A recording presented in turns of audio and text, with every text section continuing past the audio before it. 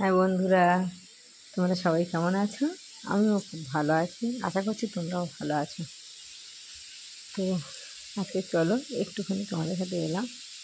দুপুরবেলা একটু মেয়েকে স্কুলে দিয়ে একটু সময় পেয়েছি, তো তোমাদের সাথে একটু আড্ডা দিতে এলাম। কী দেখাবো আজকে? আর সেরকম কিছু দেখাবো না, তোমাদের সাথে একটু রান্না শেয়ার করবো।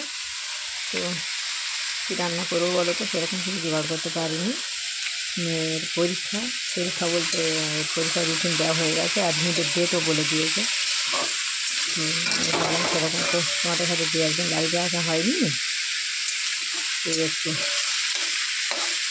তোমাদের সাথে একটু অন্তত সময় কাজ করি, একটু কিছু বলে অন্তত তোমাদের সাথে একটু সময় কাটানোর জন্য একটু এলাম। তো কী রান্না করেছি বলো তো? আজকে সেরকম বেশি কিছু রান্না করতে পারবো না, একটু দেরি হয়ে গেছে। আমার শ্বশুরের আবার শরীর খারাপ, তো সময় মতো ওষুধ 12টার মধ্যে ভাত দিয়ে দিতে হয়।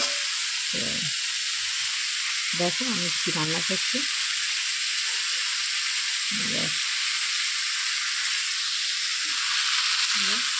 পেঁপে আলু, এটা কষা হচ্ছে। পেঁপে আলু মাছ দিয়ে তরকারি হবে, এই জন্য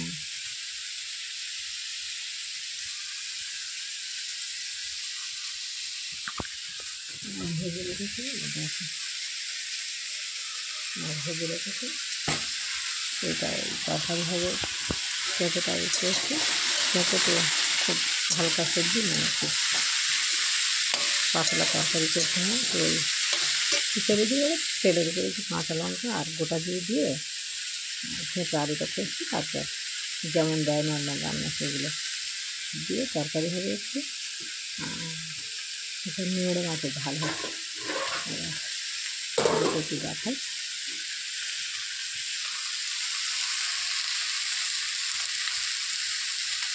নিংড়ে মাছটাকে কী করে জানি, সেরকম একটা ভালোভাবে রান্না করতে পারিনি। ওই নিংড়ে মাছ প্রথম তেলের উপর পেঁয়াজ কাঁচা লঙ্কা আর একটু ফোড়ন দিয়েছি, দিয়ে কিছুক্ষণ নাড়তে থাকতে পেঁয়াজটা যখন একটু গুলে ভেজে লাল লাল হয়ে গেছে, তখন আদা রসুন বাটা ছিল ওইগুলো দিয়ে একটুখানি কষে ওর উপরে এবার মরিচ মশলাগুলো দিয়ে দিয়েছি, লঙ্কার গুঁড়ো, হলুদের গুঁড়ো, একটু ধনে গুঁড়ো সব কিছু দিয়ে দিয়েছি। দিয়ে এবার ওই সামান্য লবণ হলুদ দিয়ে নিয়াড়ে মাছটাকে ঢেকে রেখেছিলাম, ওটা দিয়ে এবার কিছুক্ষণ কষতে সামান্য অল্প 1 চিমটে পরিমাণ জল দিয়েছি, দিয়ে আর ওটাকে ঢাকা দিয়ে রেখেছি। একটু সিদ্ধ হয়ে গেলে শুকনো মতো হবে, তখন নামিয়ে নেব। আর এই পেঁপে আলু মাছ দিয়ে তরকারি, ওই তেলাপিয়া মাছ কিনেছিল, তেলাপিয়া মাছ দিয়ে তরকারি হয়। আর আমাদের তো গ্রাম্য ব্যাপার, ভাত কীভাবে রান্না করি বলো তো? ভাত প্রথমে ফুটিয়ে নিয়ে ফ্যান মানে গ্যাসটাকে বন্ধ করে দিয়ে এইভাবে দেখো এভাবে রেখে দিয়েছি।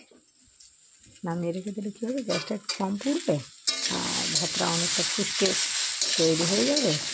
গেলে এবার তারপরে গ্যাসের উপর বসে একটুখানি ফুটিয়ে নরম হয়ে গেলে নামিয়ে নেব, এইরকম ব্যাপার। তো আজকে রান্নার পর সেরকম বেশি কিছু না, তবুও এই রান্না আইটেম তোমাদের কেমন লাগে? এবার সেটাই ভালোভাবে হয়ে গেছে। এবার একটু জল দিয়ে দেবো, মশলা মরিচগুলো দিয়ে একটু মেখে নিয়ে নেব। হলুদ দেওয়া হবে, তারপরে একটু লঙ্কার গুঁড়ো দেওয়া হচ্ছে,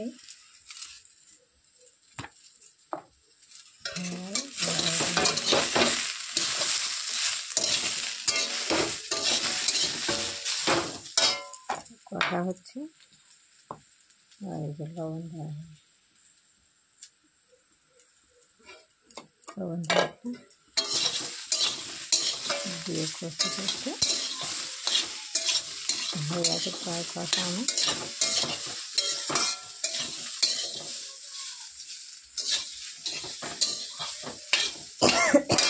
চলো এবার জল দিয়ে দেবো।